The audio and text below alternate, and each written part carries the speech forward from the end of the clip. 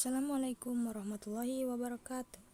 Kembali lagi kita akan belajar bahasa Indonesia untuk materi memahami dan mencipta cerita fantasi di kelas 7 SMP.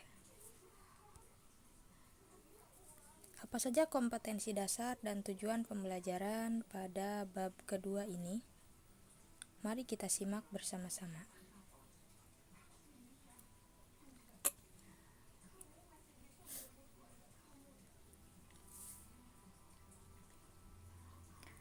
Pernahkah kalian mendengar apa itu fantasi? Cerita fantasi merupakan sebuah karya tulis yang dibangun menggunakan alur cerita yang normal namun memiliki sifat imajinatif atau menggunakan imajinasi dan daya khayal. Cerita fantasi ini termasuk ke dalam jenis teks narasi. Apa sih narasi itu? Narasi menurut Kamus Besar Bahasa Indonesia yaitu pengisahan suatu cerita atau kejadian. Jadi cerita fantasi itu intinya mengenai sebuah cerita.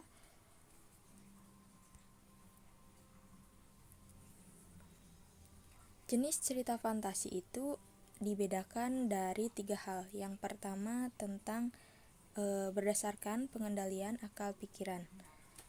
Yang pertama fantasi aktif, yaitu fantasi yang dikendalikan oleh akal pikiran dan kemauan. Contohnya seorang penulis. Jadi yang namanya fantasi aktif itu ketika seseorang berpikir akan ada hasilnya. Contoh penulis ketika berpikir hasilnya itu sebuah tulisan. Perancang busana ketika berpikir dan menuangkan ide-idenya itu akan menjadi sebuah busana atau gambar desain. Atau pelukis ketika mempunyai ide, dia akan menuangkan idenya itu ke dalam lukisannya. Jadi ada hasilnya atau ada karyanya. Itulah yang dinamakan fantasi aktif. Sedangkan fantasi pasif yaitu fantasi yang tidak dikendalikan. Jadi seolah-olah orang yang berfantasi hanya pasif sebagai wadah tanggapan-tanggapan. Contohnya orang melamun. Apa sih yang dihasilkan dari melamun? Tidak ada kan? Yang kedua, jenis cerita fantasi berdasarkan latar cerita. Yang pertama ada latar lintas waktu masa lampau. Yang kedua latar waktu sezaman, dan yang ketiga latar lintas waktu futuristik atau masa yang akan datang. Jadi ceritanya itu berdasarkan latar waktunya ya, ada yang ke masa lalu, ada yang zaman ini dari awal sampai akhir zamannya sama, dan ada yang lintas waktu ke masa yang akan datang ceritanya itu. Namanya juga fantasi, jadi bisa saja kan yang namanya fantasi itu direka-reka ceritanya itu kadang tidak masuk akal. Yang ketiga, jenis cerita fantasi berdasarkan kesesuaiannya dalam kehidupan nyata. Ada cerita fantasi total dan ada cerita fantasi sebagian. Cerita fantasi total artinya dari awal sampai akhir merupakan cerita fantasi atau banyak hal-hal yang tidak mungkin atau mustahil. Contohnya saja Harry Potter. Film Harry Potter atau novel Harry Potter itu dari awal sampai akhir itu banyak hal-hal yang tidak masuk akal. Contohnya saja sapu terbang, sihir, tongkat, dan lain sebagainya. Tapi untuk cerita fantasi sebagian itu ada sebagian dari ceritanya itu nyata dan sebagian lagi berupa imajinasi belaka. Contohnya seperti ketika kita membaca Dimensi Alfa ya, yang ada di buku paket Bahasa Indonesia kelas 7, itu dari awalnya sebenarnya dia sedang normal, namun tiba-tiba melompat ke zaman prasejarah dengan atau menggunakan komputer yang memang ajaib ya di sana. Yang selanjutnya ciri-ciri cerita fantasi itu apa sih? Yang pertama tentu saja ada unsur keajaiban, keanehan atau kemisteriusan. Tidak mungkin kan ada sapu terbang seperti di Harry Potter.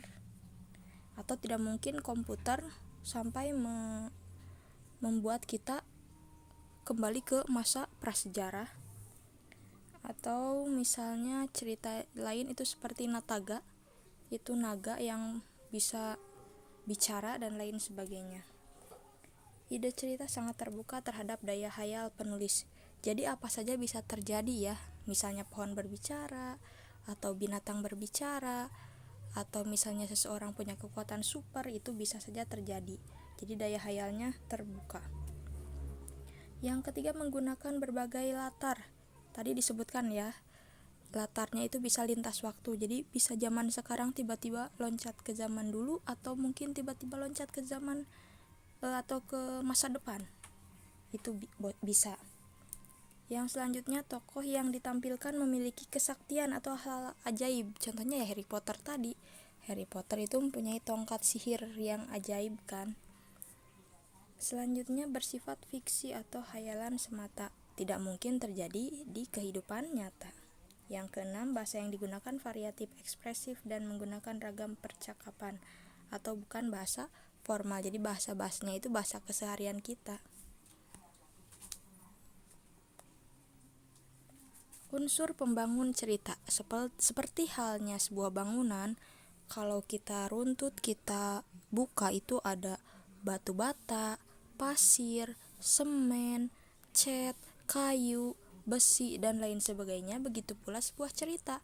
Ketika kita bedah, kita buka, maka ada dua unsur pembangunnya. Yang pertama unsur ekstrinsik, yang kedua unsur intrinsik. Unsur ekstrinsik ini merupakan unsur atau faktor-faktor yang terdapat di luar karya sastra yang ikut membangun dan mendukung sebuah cerita. Di luar karya sastra itu maksudnya di luar dari teks yang dibuat si penulis.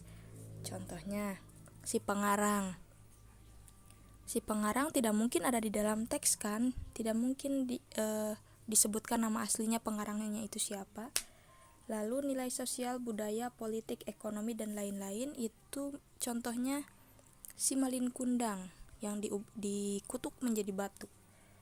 Maka nilai yang ada itu nilai sosialnya. Kita tidak boleh durhaka kepada orang tua, tapi di sana tidak disebutkan, dalam cerita tersebut tidak disebutkan janganlah durhaka kepada orang tua. Tidak serta-merta dituliskan seperti itu. Yang selanjutnya unsur intrinsik.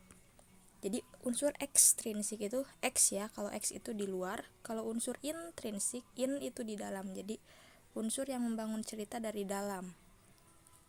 Yang pertama tema, kedua tokoh dan perwatakan, 3 latar, 4 alur, 5 sudut pandang, dan 6 amanat. Kita bahas satu persatu. Yang pertama, tema. Tema itu suatu gagasan yang menjadi dasar terciptanya suatu cerita. Kita mau temanya mau tentang apa nih?